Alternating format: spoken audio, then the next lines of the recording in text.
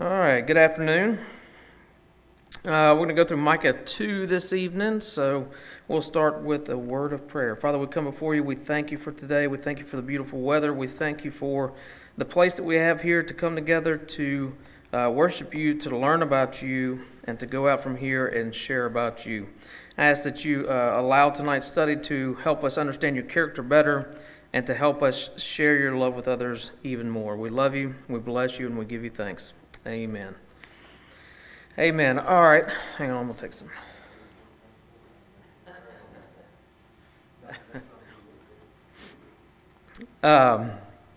So last week we did Micah 1 after our introduction 2 weeks ago. And Micah 1 kind of gives us an introduction to the judgment that's coming. And then Micah 2, we're going to start here with what we call a Woe Oracle. And I asked this question last week. How do we know what a Woe Oracle is? Anybody know? It starts with the word woe. And so a Woe Oracle sometimes is referred to as a lament. It's basically bemoaning their current situation that they find themselves in. And so that's what Micah 2 largely is. We're going to read the whole chapter here. It's 13 verses. Mine will probably sound a little bit different than yours. This is coming from my rough translation and the work of some others, but I'm going to read through it. Now, the first 11 verses are going to be the Woe Oracle, what we're referring to here. And verses 12 and 13 will be sharply different. Those two verses are the Hope Oracle that comes after judgment and woe. So we'll read through it all, but just understand the difference there. So Micah chapter 2, verse 1. Woe the ones who devise wickedness and who plan evil in their beds. At daybreak they carry it out, for they have the power to do so. That is, they covet fields and they seize them, and they take away houses and they defraud a man of his house, a man of his inheritance. Therefore, thus says Yahweh, look, I'm devising against this family calamity, from which you cannot remove from your neck, and you're about to go, and you will not go about haughtily, for it will be a time of calamity. In that day, a taunt will rise up against you. That is, a woeful wailing will be wailed. We have been utterly destroyed. He exchanged the allotted territory of my people. Surely he removes it from me. He will apportion our fields to the faithless.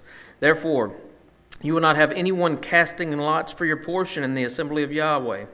Do not preach, but they still preach. Even if they do not preach to these things, reproaches will not be removed. Should it be asked, O house of Jacob, is the Spirit of Yahweh annoyed? Are these his deeds? My words do good with those who walk upright. But recently my people rose up as an enemy. From the outer garment you strip off a cloak. From a confident passerby, those returning from battle. The widows of my people you drive out. From her comfortable house, from her children you take my splendor forever. Arise and go, for this is not a place of rest for you. Because the land is unclean, it will travail a grievous pain. If a man were going about, unstable and deceptively, and he lyingly says, I will prophesy for you concerning wine and beer, then he would surely be the perfect prophet for this people. I will most assuredly assemble Jacob, all of you. I will surely gather together the remnant of Israel. I will put them together as a flock in the field, like a herd in the midst of the pasture. They will be noisy with men. The breaker will have gone up before them. They will have broken out and passed through a gate and gone out from it.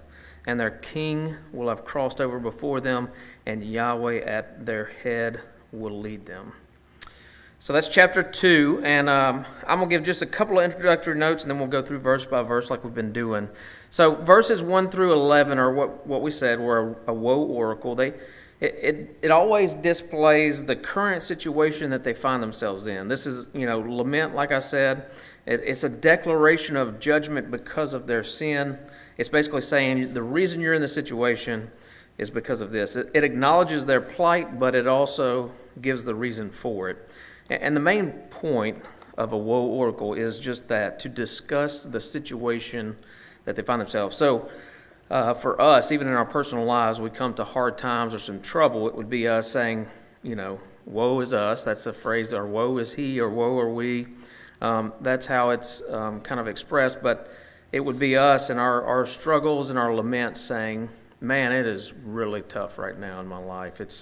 And then God here would be saying back to whoever, me, you, or whoever, you want to know why it's tough? This is why. You're not living the way you're supposed to live. So that's not always the case, but the case for sin and the case of the prophets dealing with Israel, that's the case. There's one thing, we kind of touched on it last week, was the use of puns or the play on words, the different sounds, and Micah is going to repetitively use words. There was let me pull it up real quick. There was something I didn't point out last week when we were going through the verses, and I was looking back through it yesterday, just to give you an example of how he plays on words in last week's portion, then we'll see it more coming up. There's a verse back here where God's going to talk about his coming, and he's going to bring judgment against Samaria. And in verse 4, it says, the mountains will melt under him. This is chapter 1, and the valleys will burst open. And it says, like waters poured down a steep mountain. He's going to make these great mountains that are made of stone pour out like a steep mountain. That's clearly metaphorical language to judgment. But later, he takes that metaphorical language 2 verses later. He says, therefore, I'll make Samaria a heap in the open country, or a heap of rubble in the open country, a place for planting vineyards. And he says, I will pour down her stones into the valley. So he connects with this play on words that he says earlier, super metaphorically, I'm going to pour the mountains out like water down a mountainside. But then he brings it to this attached concrete image of the city of Samaria. Now, Samaria, I think we mentioned last week, the walls were like 30 foot deep, thick, huge stone walls. So the idea that anyone would just pour out its stone walls would just beg the question, how could anyone do this? Well, there's only one who could do it, and it's Yahweh. And then you go into verse 7, and it says, all her images shall be beaten to pieces. And I think we talked a little bit about the words for idols, but we didn't go into it with this connecting Samaria, stones being poured out, Yahweh's feet melting the mountains to be poured out, and then here the images are beaten to pieces. There's 2 different words for idols used in verse 7, but the first one that follows after the stones being poured out into the valley is specifically a reference to stone idols, idols which have been carved as opposed to carved or chiseled, as opposed to like clay being formed up. And so then you get this connection also to the stone fortress of Samaria that's poured out. And now, why are they poured out? Because of their stone idols that they've carved. So that's how Micah works throughout all of his book here. And we see this really ramp up in chapter 2. So here's some words that you'll notice as we go through. The word evil, the word remove, the word field, the word preach, house, my people, Jacob, rise, to break, walk, and to pass through. All of those words are just repeated over and over. We'll talk about some of those. One thing about this chapter as well is there's a sense of ironic justice that's Micah does here that no other prophet really does it the way he does it. But basically, the sins that they commit against the people, and we'll see this in verse 2 as we move into the verse by verse, the sins they commit against the people are the very things that he uses as their judgment. So in verse 2, it's going to say that they take away the fields from their brothers. They take away the fields from the people around them. And so Yahweh says, I'm going to take away all your fields. He's kicking them out of the land. You want to take fields from people? You're not going to have a field to take. I'm going to take them all from you. So it's really this neat, ironic judgment that happens through here. So let's go like we do. I'm going to go back through, and I'll just read the verses we're going to go over, and then we'll just talk about it and see what we can get from it using some study tools we've learned in the past. So verses 1 and 2 again. Woe the ones who devise wickedness and who plan evil in their beds. At daybreak they carry it out, for they have the power to do so. That is, they covet fields and they seize them, and they take away houses, and they defraud a man of his house, a man of his inheritance. So how does this start out? Usually when we think about God bringing judgment or pointing out the reason he's judging them, we would think of, me personally, I think of he's highlighting their sin. But how does he start here? What's the difference between highlighting a particular sin, but here Micah starts, the ones who devise wickedness and who plan evil in their beds. What's that really saying there? Little judgment coming. They got some judgment coming. But what does it say about the nature of these people? The way? What's that? Yeah. It's like evil upon evil. The sense you get is that it's not just good enough that they could be evil all day. They're going to think about the evilness they're going to do the next day.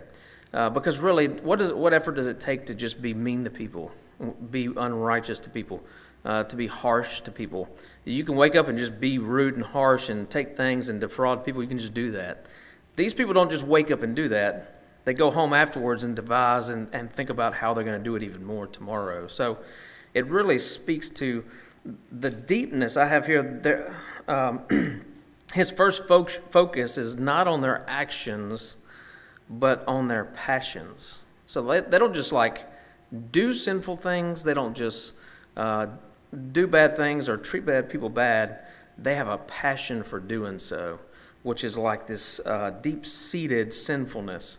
And I really think I didn't collect any verses for it, but when we think about what is sin, a lot of times we just think about the actions sin is just breaking God's law. Well, sin is breaking God's law, but there's many scriptures that point to a deeper sinful nature that we have that just doesn't want, that wants to rebel against God, and that's really what he's highlighting here.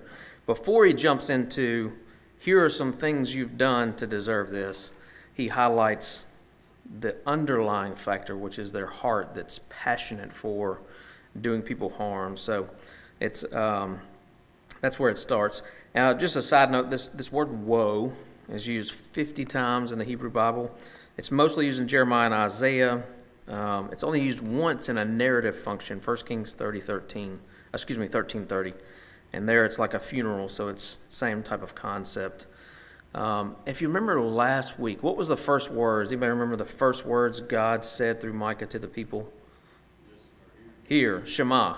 And we talked about how Shema, to the audience there, that one word, because of how ingrained it is in their scriptures, how ingrained it was in their communities, that one word would have drawn attention. They would have known, be quiet, listen, pay attention to what's about to happen.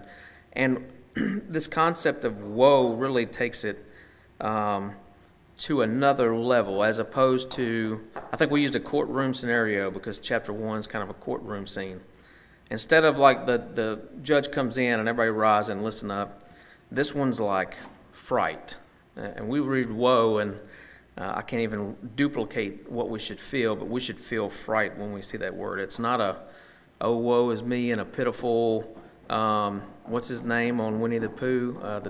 Is it Eeyore? Like, oh, That's not woe. Woe is like screaming and fright. That's what it's for. So, so let's look at line 2. They carry out the actions that they think about in their bed, and there's some discussion on they plan evil in their beds. Some try to say upon their beds. It's right grammatically, but they're not doing evil in their beds. They're laying there and they're thinking about it, and then they're going to carry it out when day breaks. There's this also this weird phrase, for they have the power to do so. What y'all say there in the last line of verse 1? At daybreak they carried out, for they. No. What's your say though? What's your? For the powers in their hands. Okay. Did y'all say anything different? The power of their hand. This is a weird phrase. It's literally a literal translation would be because their hand or their power is to God. And just another little phrase. This is what we call a frozen idiom. It's an idiomatic phrase that we have no idea what it's linked to. There's some suggestions like if this was written later, they had this connotation that a deity could control a single part of their body. So But we really don't know. But really, the ultimate thing is that what were you saying, Tommy?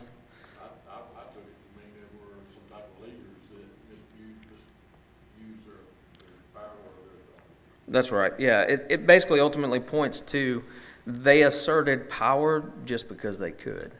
Like there's a lot of people in authority that have the ability to do things, but bridled authority is the wise way forward, not unbridled authority. So I think this is kind of this sense of unbridled authority.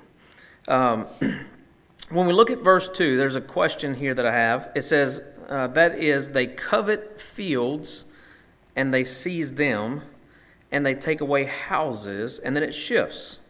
They defraud a man of his house, a man of his inheritance. There's a shift here from the plural to singular.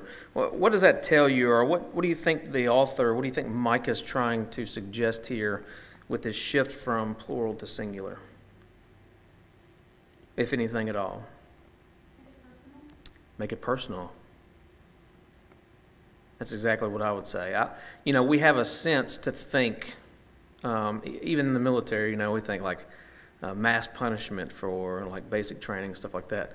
We have a sense sometimes, or even in our own country, we think about inflation. We have a sense to blame them. Who's them? Like who's to blame for inflation? Who's to blame?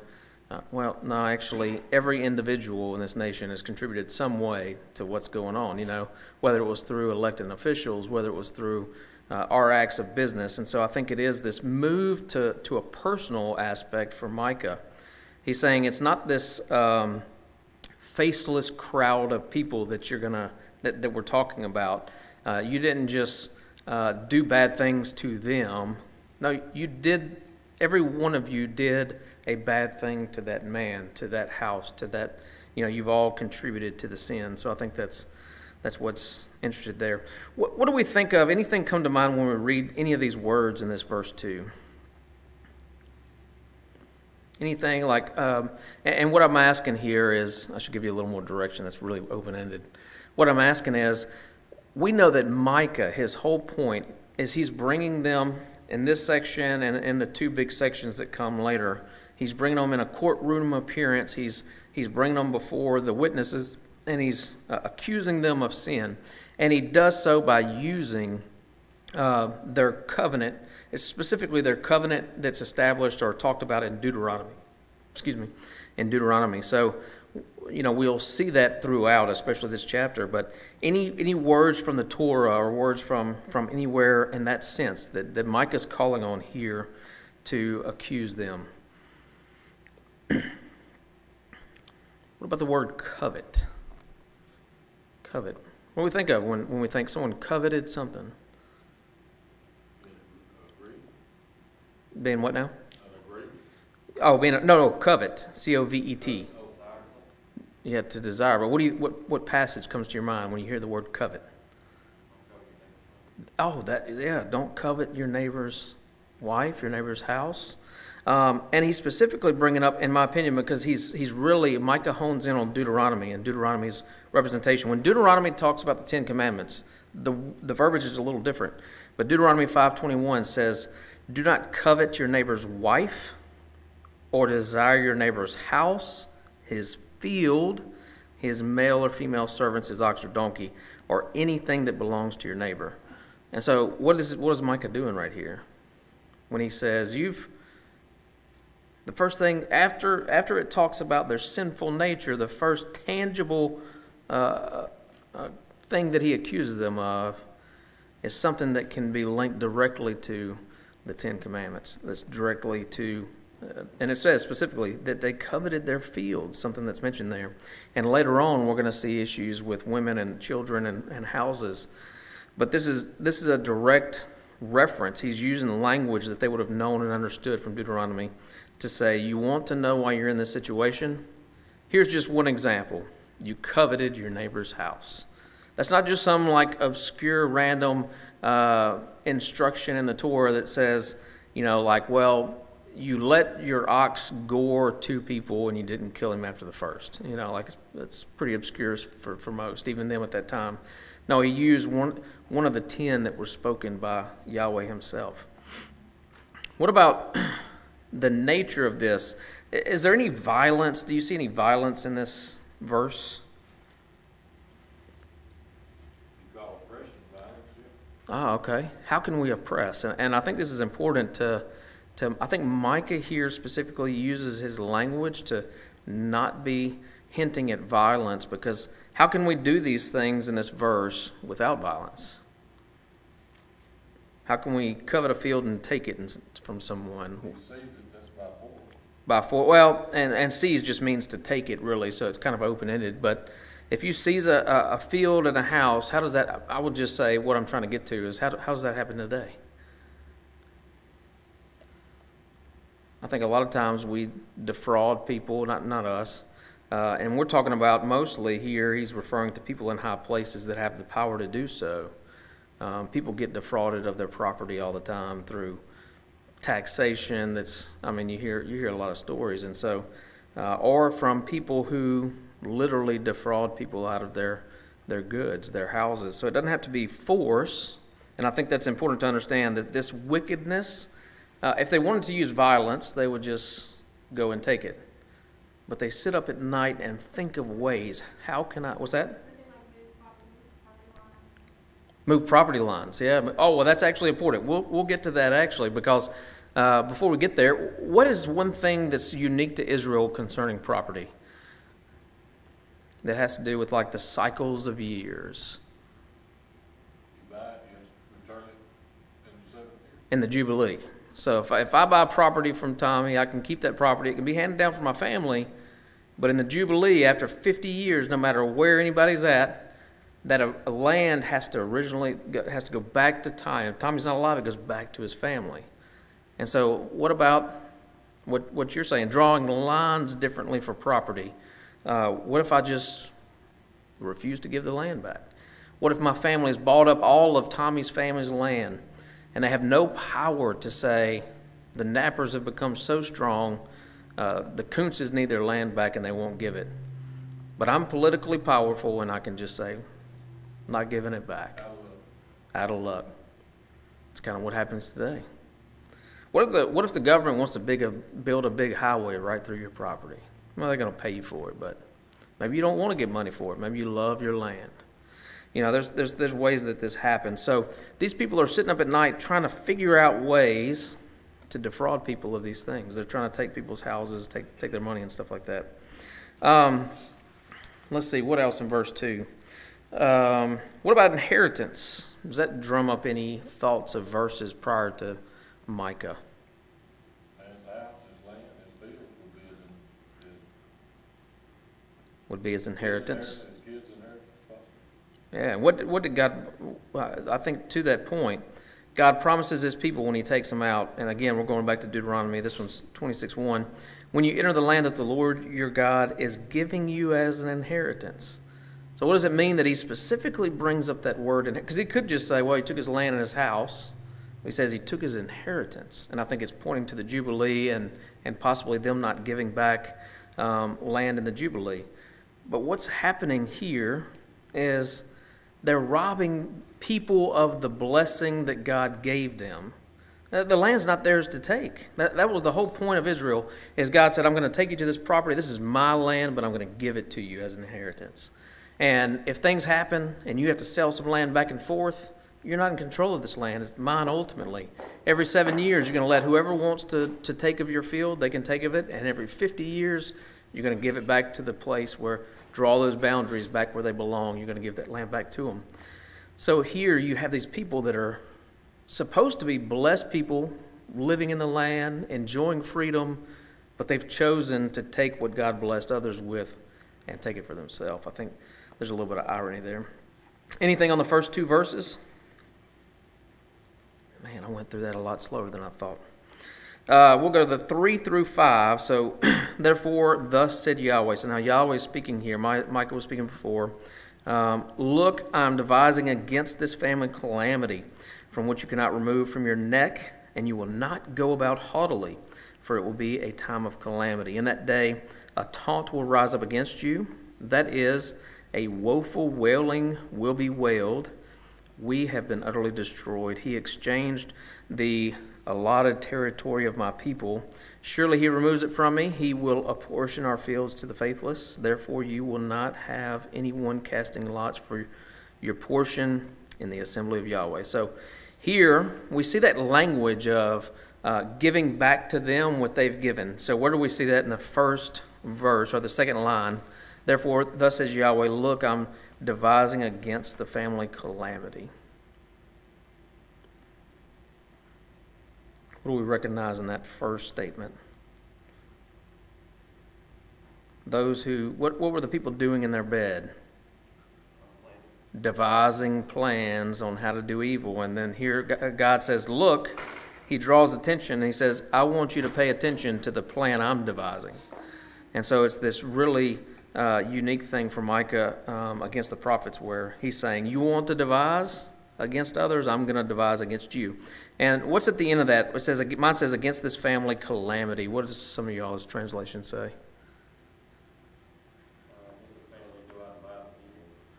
Devise an evil. Okay. What's yours say, Tommy? To an apostate, he allots our fields. Oh no, up above that. Look, I'm devising against this family, or And I'm an ESV, and it's not reading the same. oh, what? This family I'm devising is disaster. Oh, disaster. Yeah, disaster. There you go. This word for calamity is actually the same word for evil. It's the same word that's used in verses 1 and 2 up there, that they're devising evil. He uses the same language. But there's this unique way that translators do it because in our English, we can't conceptualize evil. Evil is completely bad no matter how we put it, right? So to think that Yahweh's doing evil kind of causes like an ethical dilemma in our English language. But so when we translate it, usually if humans are doing it, it's evil. If Yahweh's doing it in response to humans doing it, it's calamity. The word means both things, but the scriptures use it as a kind of a play on words. You want to be evil towards your people, I'm going to devise calamity against you. So we see that language there with that. What do we get in the sense for the next one, the next line? From which you cannot remove your neck, and you will not go about haughtily. What comes to mind when he's talking about that? He's saying this calamity is going to be around your neck. Like a noose. I didn't think about that. I was trying to think of a yoke. Yeah, we get this yoke language, like later in Jesus says, my yoke is light. The language he wants you to have here is, and I don't know what it would look like today, but a yoke at the time, I consider myself to have a pretty strong back, but if I put the heavy steel yoke that was intended for oxen, that yoke is going to be pretty heavy. And most people are going to be immobilized and crushed by it. And that's kind of the image that we get from this yoke language is that the destruction, the calamity that's coming, they're not going to be able to shake it off. They're going to be immobilized, and ultimately they're going to be completely and utterly destroyed. And again, this goes back to Deuteronomy with the blessings and curses, the very thing that he's bringing against them. So Deuteronomy 28, verses 47 and 48. Because you didn't serve the Lord your God with joy and a cheerful heart. I would say that that's pretty much the opposite of what these people are. Even though you had an abundance of everything. So they had all that they needed. God gave them all the land, but they felt they needed more, and they started oppressing their neighbors. It says, you will serve your enemies, that the Lord your God will send to you in famine, thirst, nakedness, and a lack of everything. He will place an iron yoke on your neck until he has destroyed you. So that's what basically Micah is bringing that up. He's recalling that to the people. He's saying this destruction that's coming to you, in case you haven't figured it out yet, it's the very thing God promised to our fathers in Deuteronomy. What does mine says, and you will not be able to go about haughtily. What does y'all say? After the neck. Walk proudly, yeah. So the breaking is not just a breaking of, there's this double meaning that happens all throughout, especially the prophets. He's going to, put a yoke around the whole nation. That's who he's speaking to. But individually as well, you who have poked your chest out and taken from people and oppressed others, you're going to be oppressed. You're going to be the one that's oppressed. Verse 4, we have this, it says, in that day a taunt will rise up against you. What's a taunt?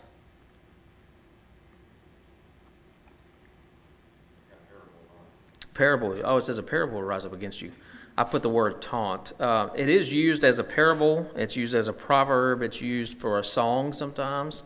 But if we have even a parable, if I give you the connotation of taunt, what does that mean? What's it mean? It's kind of an old word. When I was trying to translate this verse, I thought taunt really encapsulates it, but that's kind of an old word that most people don't use. It's a mockery, right? If you taunt someone, you're jeering at them, you're making fun of them. One thing that's specific about this word is that it's often in Scripture used as a mockery about the bad relationship between God and His people. So there's like a double meaning happening here. God says, your enemies are going to taunt you with this phrase, but they're taunting you because of how you've viewed our relationship. You think that our relationship has been one way. I have to give you everything, and you don't have to do anything. They're going to come and taunt you because of that. So, what's that? Who would their enemies be? Who do you think the enemies are?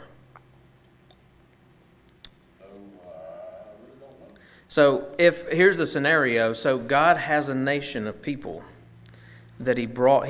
Micah is recalling back to the Exodus over and over and over, and the procession into the lands. Deuteronomy, the second generation that got to enter the land.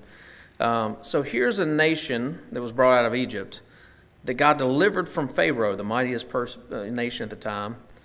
Brought them through this Red Sea. Remember Exodus 14, God says, all the nations are going to, or Exodus 15 in the song, all the nations are going to remember this. They're going to know about this great and mighty act that I did for you.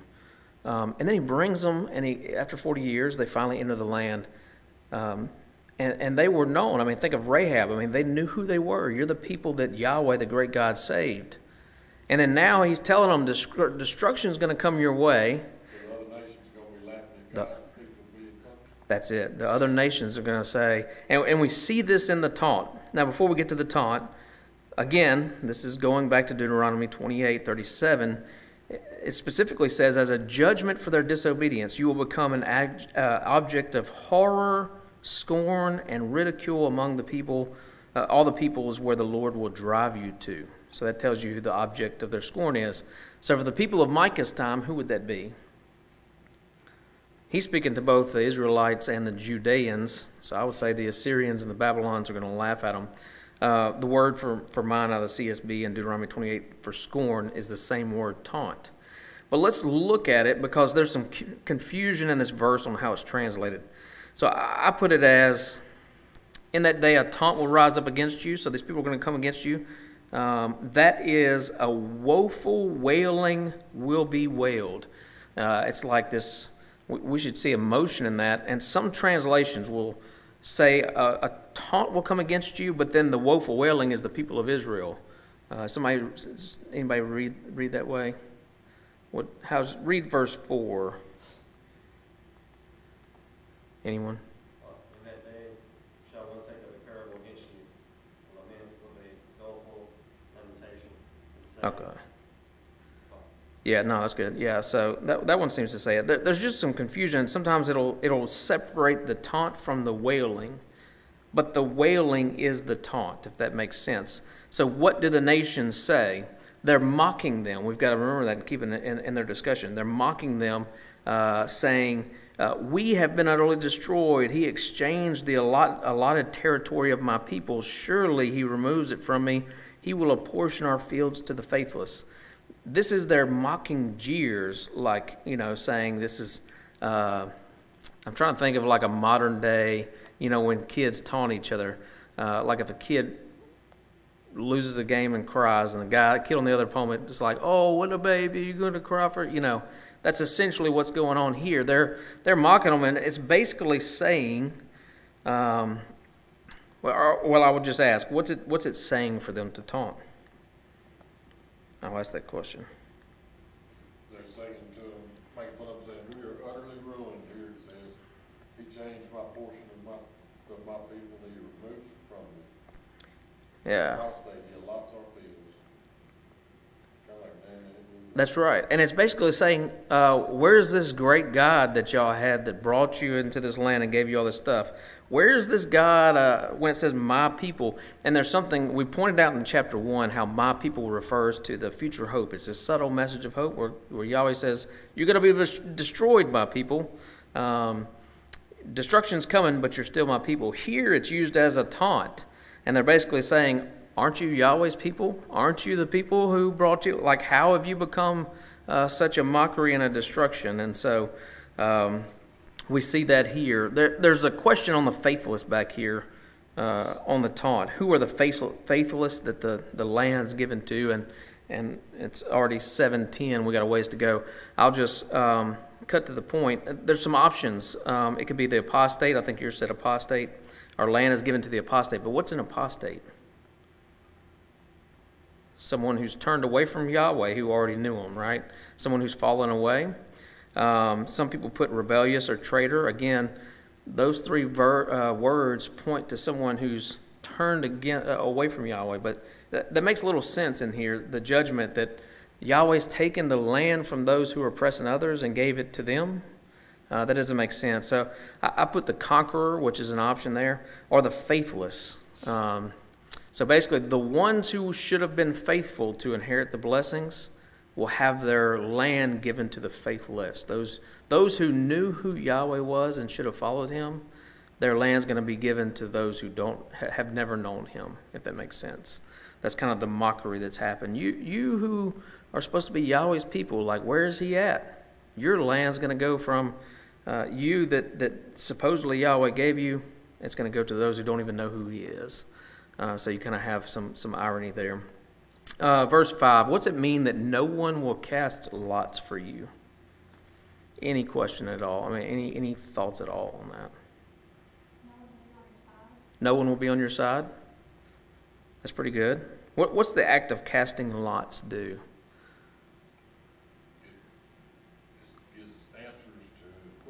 Gives answers to questions. And I think specifically here, he's talking about land. You know, you who took land, you're going to get it taken away from you. And when they came into the land of Israel, how did they decide who got land? They casted lots. So you who casted lots to receive your portion, they casted lots to see who would get what section of Israel. You who casted lots will have no one to... What does it mean in their sense? If casting lots was how they got their apportionment, how they got their division of land, what does it mean that no one is going to be there to cast lots for you? You don't have any way to get your property back.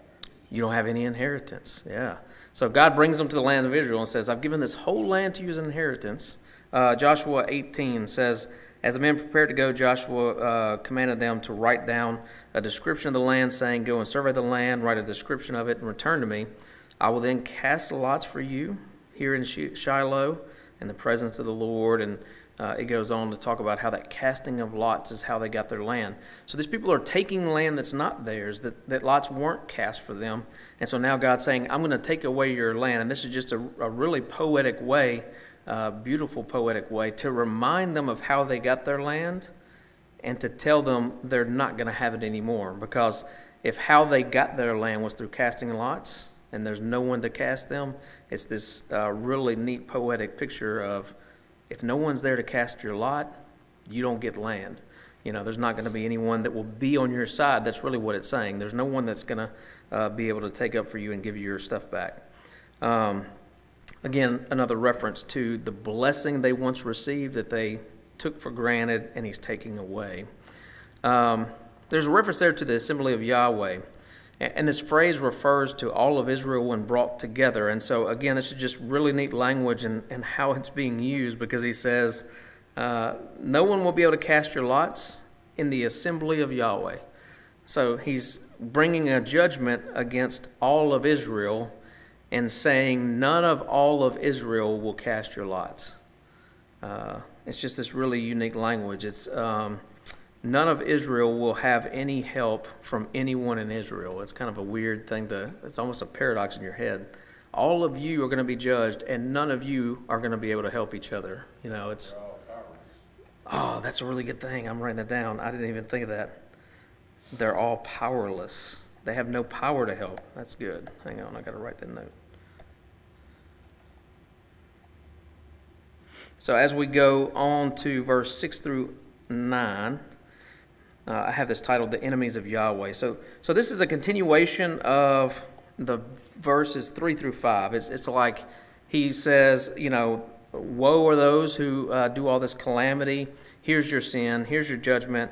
Or here's your judgment. Here's your sin. Now here's your judgment again. So it says, do not preach, but they still preach. Even if they do not preach to these things, reproach will not be removed.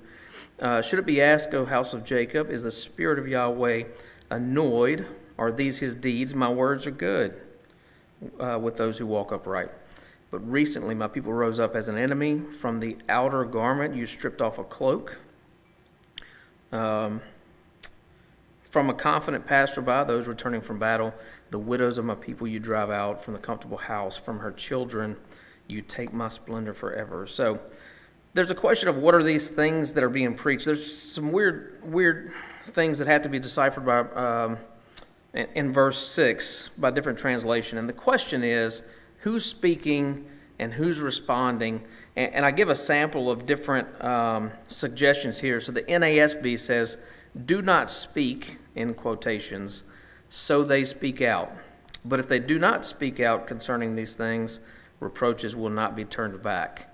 So you get a sense there that they're telling people not to speak, but even if they, it says, but if they do not speak concerning these things, reproaches will not be turned back.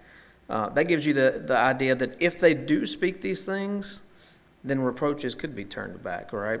The NIV says, do not prophesy, their prophets say. And then another quotation, do not prophesy about these things, disgrace will not overtake us. Total different meaning.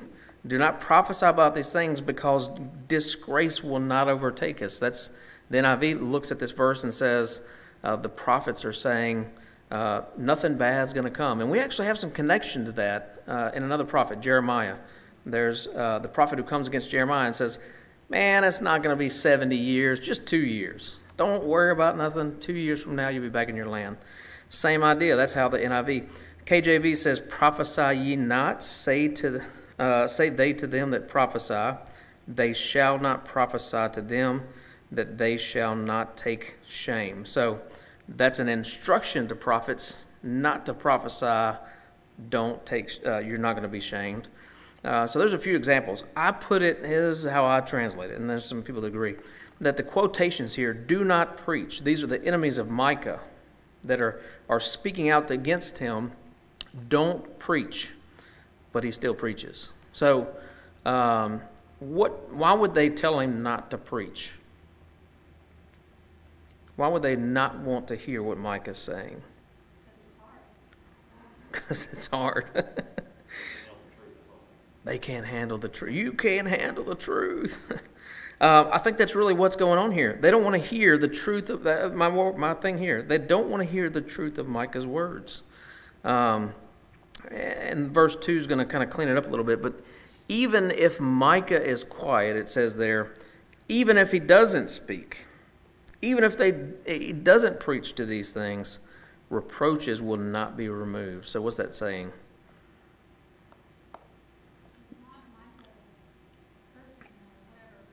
Yeah, that's right. It's not Micah doing it. It's God. And so they're saying, don't preach. They don't want to hear the truth. And the response is, it don't matter if you hear it or not. It's still coming. You may want to shut your ears, but the judgment's still coming.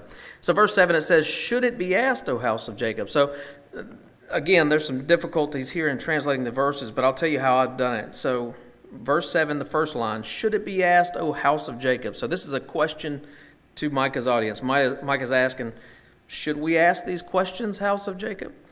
And then he gives the questions. So the two questions, we'll just work with the first one. Is the spirit of Yahweh annoyed? So annoyed is kind of a weird word in the translation, but annoyed means to become impatient or to flare up with anger. So he's asking, should we ask Yahweh if he's mad? And it's the same word that's used in Numbers 21:4, when the people of Israel become impatient with God. So the Father's become impatient with him, and here they're asking, is he impatient with us? But the Septuagint puts provoked to anger. So if they're in this situation, this judgment's coming and their situation is dire, and Micah's saying, hey, you think we should ask Yahweh, are you mad? What do you think the answer to that rhetorical question is? And it shouldn't be asked, right? The whole point is like Micah's almost mocking them. You don't want to hear about this. What should we ask God if he's mad? Should we be like, hey, it's a rhetorical question that asserts the answer. Absolutely, he's mad.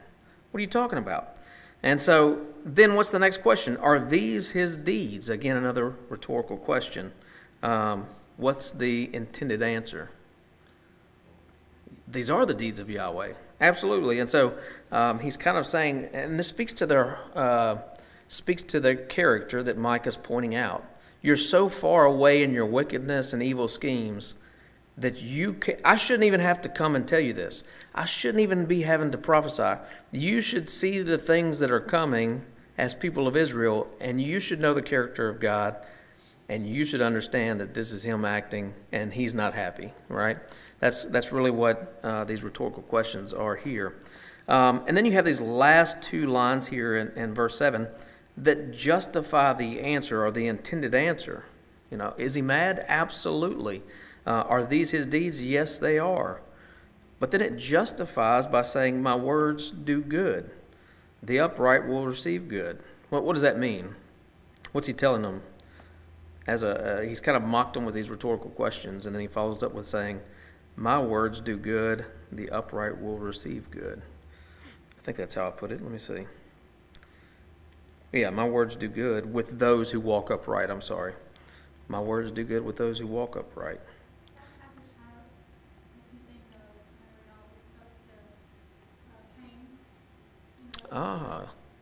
With Cain, yeah. Yeah, like why are you so mad? Like, if you choose to do good, then it'll be okay. And that's really what he's saying. Like, you've brought of course he's bad. Of course these are his deeds. But his words wouldn't be frightful. They wouldn't be woeful. His words wouldn't be terror to those who are upright. But the accusation that's intended from that is, you're not upright. So instead of being upright, verse 8, but recently my people rose up as an enemy from... let's just talk about the first part. But recently my people rose up as an enemy. A couple things here. Recently means yesterday. It literally means yesterday. I don't think there's any intention of a literal understanding of that, but just that he's highlighting that, but very recently you've all become to do very bad deeds. And it says that they rose up. What kind of a connotation do we get with the verbiage rose up? Rebelled, yeah, but you almost get this going to battle rebellion, which is really enforced by the next thing as an enemy. So who are they an enemy against? Against God, yeah. But again, there's this subtle. So they taunted them earlier and used my people, but here it's really a paradoxical phrase. But just recently, my people rose up as an enemy against me. I think of like a New Testament verse, Jesus speaking, love your enemies. Turn the other cheek. Like God's exemplifying that. He's like, these people have rose up to do battle against him and who he is, but yet he's still calling them his people. For me, it's a really beautiful thing. The rest of the verse here, we can kind of loop together. It says, for the outer garment, you strip off a cloak. What do you think that means? Or what does someone else have that's a little different?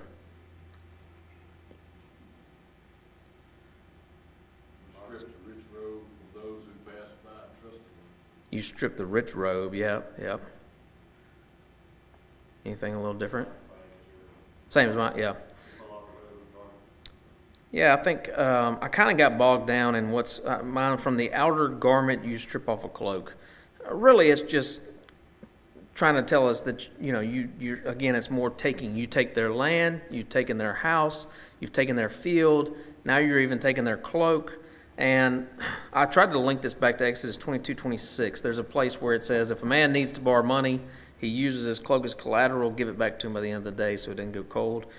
It's really too thin of a reference here. I don't think that's the intended message. I really think it's highlighting just the fact that it's not so much that you could take away a person's house or field. You had to take his cloak too. You know, it's robbing them of everything they got. And who is it coming from?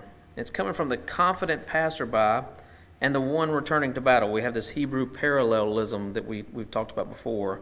I would equate those to the same thing. The confident passerby. Why is the one returning from battle a confident passerby?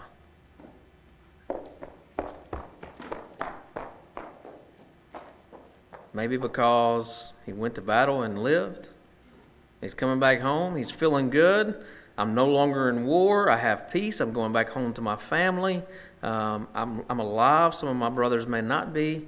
This one who should be feeling like he has peace and ease of mind in the aftermath of a battle is then robbed of his coat, of his cloak, robbed of his identity.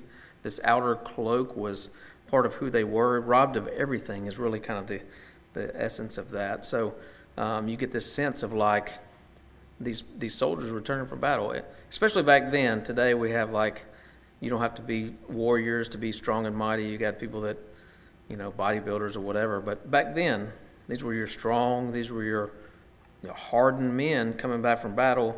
And these people who devise wickedness, you kind of get the sense, well, they're not in battle, right? If they're taken from the people returning from battle. But they're able to do this even from those strong people. And that flows right into verse 9. So verse 9, the widows of my people you drive out. From her comfortable house and from her children you take my splendor forever. So now what's the shift that happens between these two verses? Yeah, like it's not enough that you could take fields and large plots of land. It's not so much that you could take territories and inheritances. You took the cloak from the strongest people in our nation. That wasn't enough. You went to the most lowly and weak people who couldn't defend themselves and even attack them. So you have this just overwhelming insults being hurled. So mine says widows. Anybody say anything else? The women of my people. Yeah, so that's the literal translation is the women of my people. But if, like I would suggest, verse 8 and 9 are to be understood together, if the women of the people are being driven out, what's not being mentioned? They're being driven out of their houses, the women and the children. What's not mentioned in that? Who's missing from that equation? The men. There's no mention of a husband. There's no mention of a man. So you kind of have this sense, if we're looking at verses 8 and 9 together, they took the cloaks from these men returning from war, and the widows whose men didn't return from war, they drove them out of their house. So you just get this even think of that today. One of the most tearful events that people, in America we witness is like a soldier dies, and you got this picture of a widow and her children crying and all this stuff. And they took those people and drove them out of their homes. So you kind of have this idea that widows, the ones whose husbands didn't come back from war, they're being driven out. Again, this is a judgment against them that's recalling Deuteronomy. It says, when you reap the harvest of your field and you forget a sheaf in the field, do not go back and take it. Leave it for the alien, for the fatherless, and for the widow. So that the Lord your God may bless all your work of your hands. Now, here's the one place where I would say there's a shift, because there's really no hint of violence that happens in this chapter up to now. But what's the violence we kind of see in this chapter? What word do you think would be a connotation of violence? I would say drive out. This driving out, this is usually an indication of war, battle. You're going to battle against. So they don't take by force anything before this. They don't go and do violence against their neighbor men or the people who are returning from battle. But the one people you do violence against are the widows and their orphan children. So Again, we're getting this completely depraved image of these people. It's 7:30. We'll go a few minutes and just finish up the chapter. So verse 10 and 11, it says, and this is an echo of verses 3 and 5, really, but it says, "Arise and go, for this is not a place of rest for you, because the land is unclean, it will travail a grievous pain. If a man was going about unstable and deceptively and lyingly says, I will prophesy for you concerning wine and beer, then he surely would be the perfect prophet for this people." So one thing I didn't notice before, it actually says this people in here, so God kind of steps away from my people when Micah's really kind of mocking them here. But just the first part, verse 10, these words of God, there's a loss of a resting place. This is not a resting place for you. What do you think he's talking about? Deuteronomy promises that it's going to be a place of inheritance and rest. What is? What's going to be? Deuteronomy promise. So Tommy said Deuteronomy promises a place of rest. What's going to be the place of rest? The land that was allotted to them. The land of Israel, the land that was allotted to all the people. So this kind of obscure reference, this is not a place of rest for you. He's saying this nation, this place, the land of Canaan that turned into the land of Israel, it's no longer going to be a promise for you. And Tommy's referencing Deuteronomy 3:20, where he talks about that this land would be a possession for you. Where did I have it here? Across the Jordan, that each of you may return. Oh, up at the front, until the Lord gives rest to your brothers as they cross over the Jordan. So this idea of coming into the land was to give rest. We have this language here that says, because the land is unclean, it will travail a grievous pain. Anyone drastically different on that verse or that section of the verse? Verse 10, yeah. Mine says, or what I translated was, because the land is unclean, it will travail a grievous pain. Mine says, "Arise ye, depart, for this is not your rest, because it is polluted, it shall destroy you, even with a sore destruction." That gets it, yeah. I think unclean is, but it will destroy you. That gets it too. What does it mean for the land to be unclean? And this is what, when it comes to sin is such a supernatural thing that, why did you have to offer offerings? Well, because it needed to cover your sin. Actually, Hebrews said if it could cover your sin, it couldn't cover your sin. What it did was it washed God's house. The blood was never applied to people, right? If it was about cleansing me, the blood would be poured on me. In pagan cultures, that's what they did. They would stand under the altar and pour the blood out on top of the people that offered the offering so that the god would cover. They would have magic covering. No, it cleansed God's house. God says, you tarnished my house. I need to cleanse. The whole idea of a sin offering, chatat offering, it's a purification.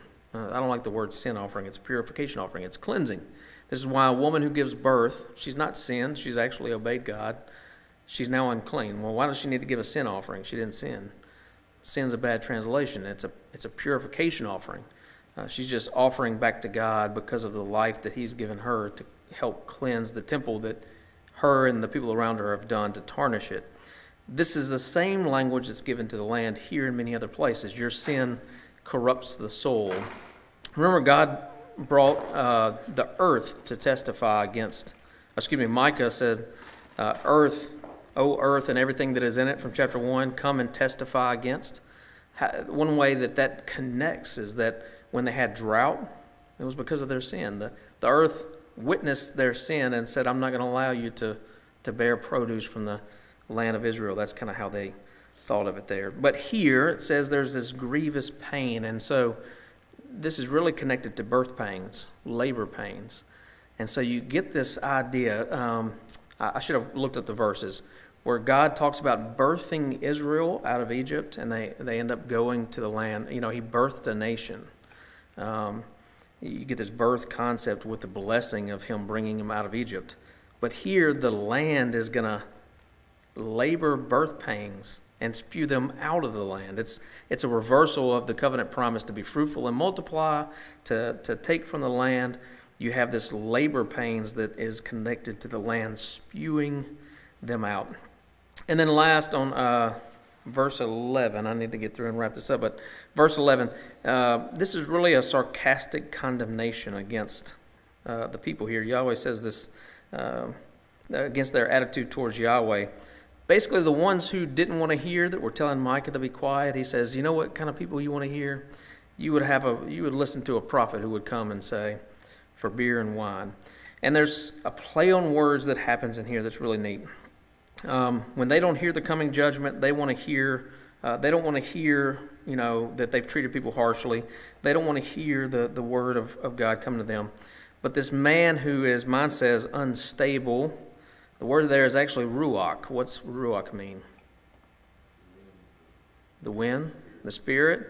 But it also kind of has this sense of like flowing around in the wind. It actually can mean something that's not good. But earlier, Micah asked a rhetorical question. Should we ask the Lord this question, O house of Jacob? Is the Spirit of the Lord angered? So you have up there this reference to the Spirit of the Lord, and here you have this concept of it's really like when ruach is used in the sense of a wind for a person, it's like stumbling around drunk.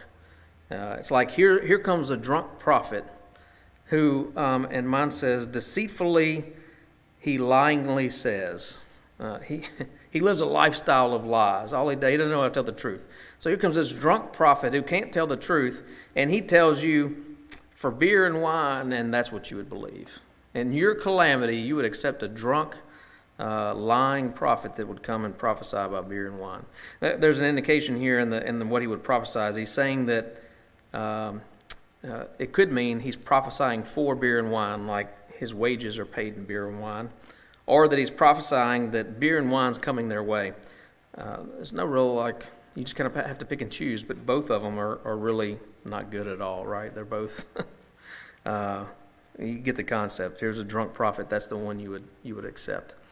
So the last two verses is this hope oracle, and we'll run through it just real quick so we can wrap up chapter 2 for tonight. I most assuredly assemble Jacob, all of you. I will surely gather the remnant of Israel. Here's what I want to point out in this. He's saying, I will without getting into the grammar, he's saying, I overwhelmingly promise you that I will assemble Jacob, all of you. So God's like, I've given you promises, I fulfilled them, but know that what I'm about to say is the promise of promise. I'm going to assemble Jacob, all of you. Now, the next one, Hebrew parallelism, right? They can be synonymous or antithetical. Here they're synonymous. I will surely gather together the remnant of Israel. What's a question that comes to mind there when we equate those two lines together? How can you have all of you but a remnant of you? And it brings up this question. What's a remnant? What's a remnant? The remaining. That's a good one. Any other ideas of what the remnant is? How have you heard the remnant used? Who that was lamenting and he said, I'll always have a remnant. And that's a prophet as well. Here's how I've seen this idea of remnant used, and you may have seen it as well. There's all these people who are supposedly God's people, but really there's only a remnant that's really God's people. Anybody ever heard that before? That's not a remnant. That's not a remnant in how it's used in the Scripture. How is he saying here? It truly means a remnant, like a smaller portion. But he says all of you, but then he equates all of you to a remnant. So what would be the remnant of what God is prophesying here? I'm thinking many have been called, few are chosen. I don't know how that is. Truly follow? No. In the context of the judgment that's coming on Israel, it's basically saying all of you who survive. The judgment's coming. You're all going to be taken away. But the remnant that survives. It's not like we use it as a remnant almost to kind of put ourselves above other people, like, oh, well, there's a remnant inside the people of God, or that's not how it's used. In the prophets are using this language of a remnant there's mass destruction and slaughter coming their way. There's a fraction of who he's talking to that's going to live. This isn't like, well, I'll send you away and then I'll choose a small portion of people that I think will just be my truly special elect. He's saying, I'm going to return all of you, the remnant of Israel. You know, it's whoever survived. Now, fast forward, there was a remnant. He went and made a way for all the people to come out. Did they all come out? No, they didn't all come out. Some choose to stay in Babylon. But I just wanted to highlight that this concept of remnant is not like, well, the remnant he's talking about is a super obedient people who, and the rest of the people aren't really, if you don't have a theological perspective like ours, you're not the remnant. No. It's a literal, he's promising that I'm willing to bring back everyone who survives the destruction that's coming. And I think that's good to understand. We have this language here. This is a hope oracle again. We have this language that I will put together this flock in the field. I'm not going to go into some of this other stuff, but there's this language about they will be confused with men. Does anybody have anything like that? Confused with men, or what's yours say? Like a flock in its pasture, a noisy multitude of men. A noisy multitude of men. Okay, that's good. I like that. Anybody say something different, or y'all's is pretty much the same? That's good. Because of men. I would say, my translate, what I did, says they will be noisy with men. What does it mean to be noisy with men? And what's the picture? We get this picture, God says, I will put them together as a flock in a field. So he equates his people to sheep, like the scriptures do many times. I'm going to put them all together in a bunch together, and they will be noisy with men. What does that mean, to be noisy? Survive, they're going to be loud, some kind of thing. Yeah, like, They're going to be happy that they survive.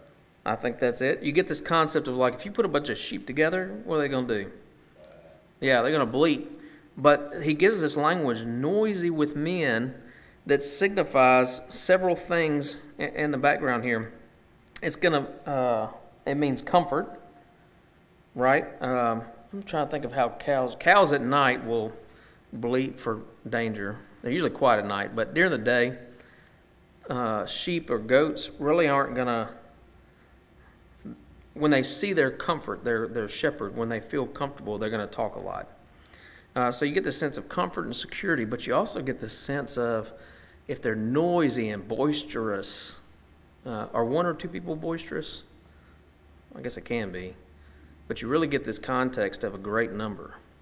That these sheep that I'm bringing together, they're going to be loud and boisterous with men. And so you kind of get this, again, not so accurate concept of how we refer to a remnant today as being this small. You know, some people refer to Revelation, 144,000 are the only people that's going to be saved out of billions of people who have, no, I don't think that's what that means. The remnant here, he says, I'm going to bring back a remnant, and they're going to be extremely loud and noisy. So you kind of get this idea, the remnant's going to be a large number. The remnant here is going to be a pretty many for it to be a multitude. A multitude.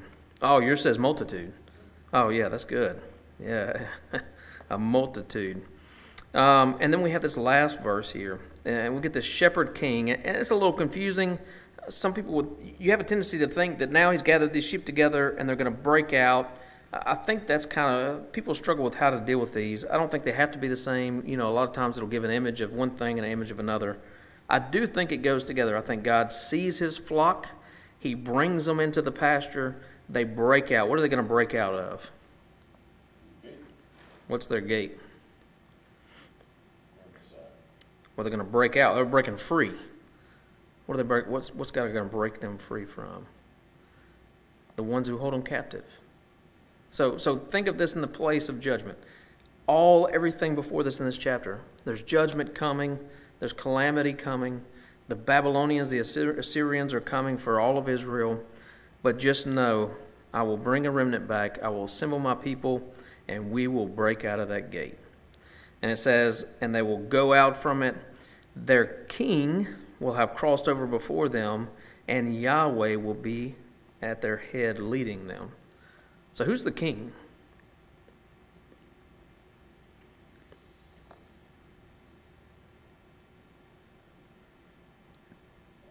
There's a lot of questions. I think in the immediate context, who's the king? Israel doesn't have a king when they come out of Babylon.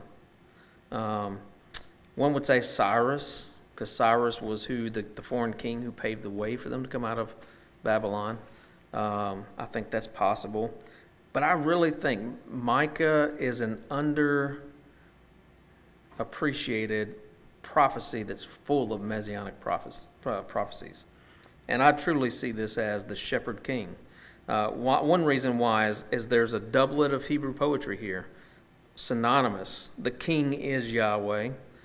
So you could say, well, Yahweh's just leading them, but there's he went before. And I think there's this concept of how is Jesus referred to in the New Testament, especially the book of John? He's referred to as the door or the gate that you would walk through. He's referred to as the good shepherd. John 10:27 says, "My sheep hear my voice, I know them, and they follow me." I think that these two verses, in the midst of all this judgment, we're going to go in chapter 3 next week, and it's going to be a lot more of the bad stuff, negative stuff towards them.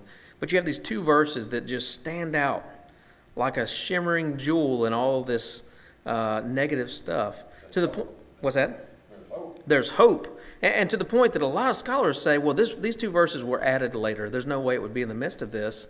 I think that's actually the character of God. God's character is, I'm just, I'm righteous, but I will not forsake my people. And when we think about how Micah's built this court case, he says, you've done all these sins, but I've not broken my covenant. And sometimes we have this theology where Israel broke all the sin, they did all these sins, they broke the covenant. So therefore that covenant was broken, but that's really not how God portrays it in the Old Testament prophets. He really portrays it opposite of that. You've broken it, but that doesn't mean it's broken. You've broken it, but I'm the one who's going to be faithful for you. So I think that's really what we kind of get a sense of here. It's really not unsimilar to Jeremiah. Oh, he's very similar to Jeremiah. That's right. Yeah, very much so. Jeremiah's first 20 chapters, all this horrible stuff, but I will gather my people back. All this horrible stuff, you will be my children again. Yeah, absolutely.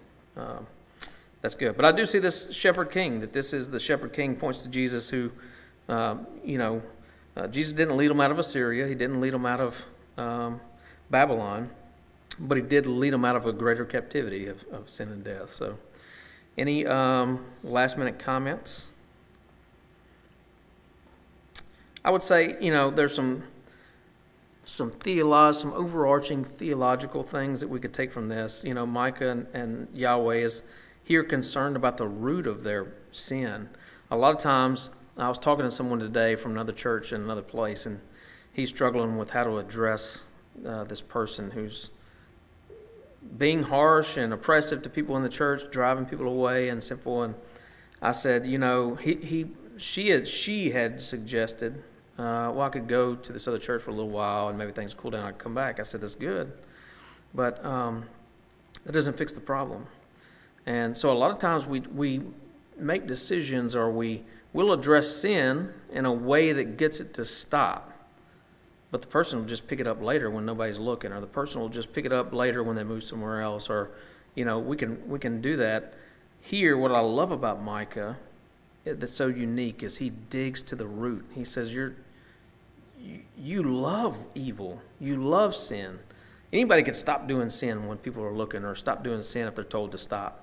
It's like our children. We try to train our children up to not. I watched a video today. It was this woman talking about the difference between respect and obedience. I'm guilty. I'll tell my kids, you're being disrespectful because you're not obeying. Well, those are two different things. Respect and obedience are not the same. But we always try to get people just to stop doing something. Or our kids, when they're really young, you have to just tell them no and they stop. But as they get older, you want them to want to obey. You want them to not want to do those things that are bad. That's what really Micah is really honing in on here, is that we do need to make a stand against sin and depravity, but really we've got to go to the sin nature of people and say, sometimes there's things that we can't fix by telling someone, hey, stop doing that. Sometimes Jesus is the only one, right? The sin nature of people is cleansed only by Jesus. And I was thinking of Jonah, We studied Jonah not so long ago, and the Assyrians, they stopped. The prophet brought the oracle. Hey, judgment's coming your way. They stopped. But the same generation, 30 years later, comes and attacks Israel. And they just stopped for a moment, So I think that's what really I see in Micah is this, what we can take away from it, is sometimes we should address the outward appearances of sin, but we've got to help people understand their sin nature, that they need to go to God about themselves. So those are my final thoughts. Anything else? All right, we'll pray and close it out. Father, we thank you for tonight. We thank you for your word. We thank you for your prophets that were bold and spoke the words of truth that you placed in their mouth to give the people at their time and to give to us today.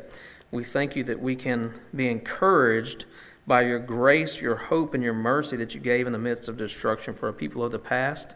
And we thank you for the hope that you placed within your redemptive history and your redemptive plan to restore creation back to what you intended through Jesus. We thank you for taking upon flesh, for dwelling amongst us, becoming our shepherd king, and leading us only the way a perfect and good shepherd can. Would you lead us this week and continue to guide us, and let our ears be open to hear your voice and do your will. We love you, we bless you, and we thank you. Amen.